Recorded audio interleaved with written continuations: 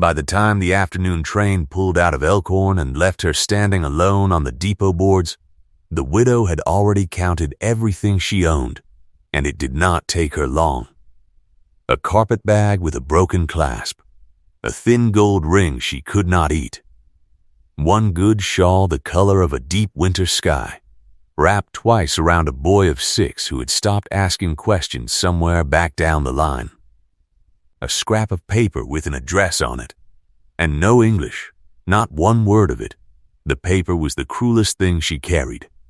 On it, in a hand now 3 weeks in the ground, was written the name of the husband who had sent for them, and the claim he had filed, and both had died in the same hard month, one fever after the other, so that when the conductor read the address aloud and pointed her off the train, he was pointing her toward a man who no longer breathed, and a roof that had never been raised.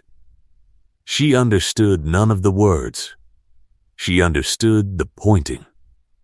A woman learns to read a pointing finger in any tongue, so she stood where the boards ended and did the sum that every stranded woman has done in the cold since the first town turned its back on the first stranger. So many hours of daylight left, so much heat left in a small boy, so many steps to a door that might open against all the doors that would not. The snow had already begun, fine and dry and mean, the kind that does not fall so much as it hunts, and the lamps were coming up yellow in the windows of Elkhorn while the wind pressed her skirts flat against her legs and told her, without any language at all, how this was likely to end. The town was at church when the train came in, which was its own small cruelty of timing. When the doors of the white-framed church let out at the end of the service, the whole of Elkhorn came down the steps buttoning their coats, and every last one of them saw her. A foreign woman and her boy, blue-lipped at the depot rail. They saw, and they slowed, and they glanced at one another, and then they went home. It is an easy thing to do. A stranger is somebody else's trouble, and it was very cold, and the roast was waiting. One man did not go home. Amos Calder had buried his wife 2 winters back and knew by heart the exact weight of an empty house, and maybe that was why his eye caught on the 2 figures the others had trained themselves not to see. He stood a moment at the foot of the church steps, hat already off, watching her hold the boy against the wind, and then he crossed the street while half the congregation watched him do it. He stopped an arm's length from her and did not reach out, because even a plain man knows that a frightened woman counts hands before she counts kindness. He turned his hat slowly in his fingers. "Ma'am," he said, low, as if a soft voice might carry where the words could not. "You'll freeze where you stand, and the boy sooner than you. I've a warm stove and a whole empty house at the end of that road, and no earthly use for either one tonight. Come out of this, please." She did not understand a syllable of it, but she understood the hat held against his chest, and the lit doorway of the church behind him, and the road he tipped his head toward where a single window burned yellow a half-mile off, and she understood that a man who means harm does not stand bareheaded in a blizzard, asking twice. She looked down at Jonas, whose shivering had gone quiet in a manner that frightened her worse than crying, and she made the oldest decision a mother owns. She lifted the broken bag and followed the stranger into the storm, and the last of Elkhorn watched her go and remembered every bit of it. By the time the lamp in the window became a door and the door became heat, the boy had gone slack against her, and Amos carried him the last stretch. He sent the hired boy off for the doctor, and when Doc Bell came stamping in out of the white, he took one look at the small blue fingers and the woman's cracked lips and did not soften it. "Another hour on those boards," Bell said, working the feeling back into the child's hands, "and you'd have been digging in the spring for the both of them, Amos, when the ground finally gave. Frostbite in 3 fingers as it stands. Keep them warm, keep them fed, and keep that boy still a full week." He looked at the woman, who could not answer him, and something in his brisk manner gentled. "She doesn't follow a word, does she? Well, The cold spoke to her plain enough, and she had the sense to listen. The woman would not sleep the first night. Amos found her at dawn sitting bolt upright in the good chair, with the boy tucked behind her and her back to the wall, watching the door the way a creature watches the mouth of a trap. When he set a bowl of oats and molasses in front of her, she would not touch it until he had eaten first from the same pot, in front of her, so she could see. Then she ate like someone hungry a good deal longer than one day, and afterward she took the thin gold ring off her finger and set it on the table between them and pushed it toward him. And her meaning needed no translation. Payment. She would not be a beggar in a stranger's house. Amos looked at the ring a long while.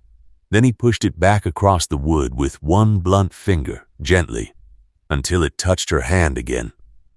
"No," he said, and shook his head so she would have the word and the motion together. "That's yours. That stays yours." He tapped his own chest, then the stove, then the loaf on the shelf, and turned his empty palms up to show her there was no debt in them. She did not cry.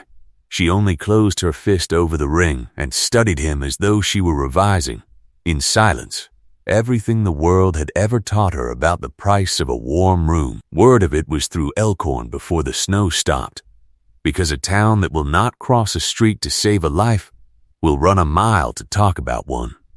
By the third day, Mrs. Hobart had come out to the Calder place on the pretext of a jar of preserves, and she stood in the doorway she had not been invited past and looked at the foreign woman stirring a pot at another woman's stove. And she arranged her face into concern the same as some people arrange flowers. "I'll speak plain, Amos, because somebody who cares for you ought to," she said. "Nobody knows the first thing about her. She can't tell you where she's from nor what she was. She can't tell you because she hasn't the English, and a woman grown who hasn't the English at her age. Well, people are asking what a widower wants with a strange woman under his roof and not one word passing between them that a body can check. You've a good name in this valley. Names are thin things. They tear." Emma set down the harness he had been mending and looked at Mrs. Hobart for a moment that went on just long enough to be an answer all by itself. Then he said it, level, without a scrap of heat in it, in the voice a man uses for a thing he has already finished deciding. "She came off that train with a sick child and no place on this earth to fall, and every soul in that churchyard saw it and went in to their dinners. I saw it too, and for about 10 steps I did the same.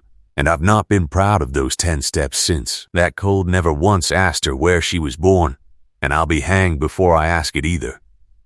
She has a plate at my table and a roof over her boy, out in the open, where this whole town can watch me lay it.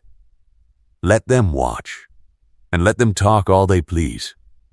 A man who would let a child freeze to keep his name shiny hasn't got a name worth the keeping." Mrs. Hobart left with her preserves still in her hand, which was how everyone in Elkhorn knew the visit had not gone as she planned it. What Amos had said traveled the valley faster than what she had come to say, and it split the town cleanly along a seam it had always carried. Some heard it and were ashamed and warmed to him. Some heard it and were ashamed and hated him for making them feel it, which is the more dangerous kind of shame.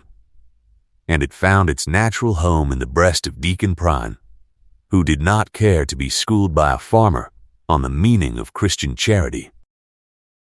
The snow closed the roads for the better part of a month, and inside the small warm house a wordless order grew up between the three of them like frost flowers on a pane, quiet and made of nothing but breath. She learned the house by touching it. She found which board of the floor was loose and mended the rag rug over it before he knew it had torn. She salted the meat better than it had been salted since Ellen died. And the boy Jonas, silent as a stone since the depot, thawed by inches toward the big, slow man who let him hold the tools and never once raised his voice, until one gray afternoon Amos looked up from the workbench to find the child asleep against his arm and had to sit very still a long while so as not to wake him. It was the cedar chest that undid him. In the loft, under the eaves, stood a chest that Amos had not been able to make himself open in 2 years, and in it lay Ellen's things, her Sunday dress, the bolts of good wool she had been saving for a quilt she never lived to peace, a small gown for the baby that had died along with her. One thaw afternoon the foreign woman found it while hunting rags for the door drafts, and she knelt over it a long time, running her palm across the folded cloth, and understood every silent thing it held, because grief has never once needed a dictionary. She did not shut the lid and leave it, as another might. She carried the cloth down into the light. She could not ask his leave, and he could not have granted it in any words she would know. So she did the asking with her eyes across the table that night, a single bolt of Ellen's blue wool held up in the lamplight between them, and Amos looked at it and could not speak for a moment. And then he nodded, once, and through the last hard weeks of that winter, while the wind hunted at the eaves, the woman who had come with nothing sat by the stove and cut a dead wife's saved-up cloth into squares and stitched them, patient as snowfall, into a quilt broad enough for a growing boy, so that Ellen's blue, which had waited folded in the dark for a child who never came, went warm at last over the shoulders of a child who had. When it was finished, she laid it across the foot of Jonas's cot without any ceremony, as she did everything, and it was Amos who stopped in the doorway and could not get his breath to run right, looking at his wife's cloth gone alive again around a living boy. He had grieved Ellen as a locked chest out in the cold. This stranger had done in a month what he had not managed in 2 years. She had let the dead be warm again in the house instead of only gone from it. He went out to the barn and stood among the animals until his face was his own once more, and when he came back in, he did not have the English of his own heart, and neither did she, and the not saying of it was the loudest thing that had ever passed between two people beneath that roof. Spring came as it comes on the high plains, all at once and muddy, and the roads opened, and along them came the reckoning. By then the woman had gathered a little English, a word at a time, as you would gather kindling. She could say bread, and cold, and boy, and thank you, and she could say Amos, which she did carefully, as though it were a thing that might break. She had taken in mending from the 2 or 3 families decent enough to bring it, and earned by her needle the first coins that were truly her own in the new country, and kept them in a tin, and owed no living soul. She was becoming, slowly and against the town's every preference, a person Elkhorn would have to account for. Deacon Prine accounted for her by calling a meeting.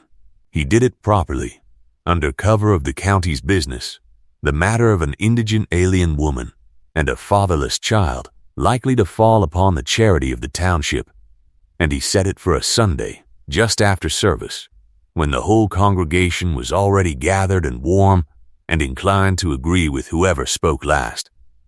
He had not reckoned on Amos Calder walking in with the woman on one arm and the boy by the hand in front of everyone, and taking a bench in the second row as though he had every right to the air in the room. Prine stood at the front with his thumbs hooked in his waistcoat and let the room settle. "We are a Christian settlement," he began, "and Christian charity begins at home, among our own. Here is a woman we cannot vouch for. We do not know her people. We do not know her faith. We cannot so much as put a question to her and be sure of the answer. For she has not troubled in half a year to learn the tongue of the country that has fed her. I say kindly, and before God, that she and the child would be better placed in the county home in the city, among others of her own kind, than kept on a bachelor's claim in a manner that shames the decent women of this valley." There was a murmur that could have gone his way. It is an easy thing to move a crowd against a stranger. The stranger is not usually in the room, only the idea of her, and an idea has no cold hands to look at. But she was in the room. And Amos rose before the murmur could set, and he did not shout, because he had learned long ago that a quiet voice is the one a room leans in to catch. You all saw her at the depot in the first storm, he said, turning so that he spoke to the benches and not to the deacon. Every one of you here now walked past her that evening, and so did I for about 10 steps, and I've told you already how I feel about those 10 steps. She has not asked this town for a cent. She earns her bread with her own 2 hands, and there are men in this room who owe more at the store than she does. You say she will not learn our words. She has learned enough of them to say thank you to people who never once said it to her. The only tongue she ever truly needed she had the night she came. She read that cold well enough to trust a stranger to save her boy's life, which is a deal more faith than most of us showed her. If that shames your decent women, then your decent women had best go find a stove to warm at, for it shames me none at all. And then a thing happened that Prine had not budgeted for. The woman stood up. She was trembling, and her English was a poor handful of stones, and she spent every last one. She laid her hand flat against her own chest and said, to the whole staring room, I am not, beggar. She put her hand on the boy's head.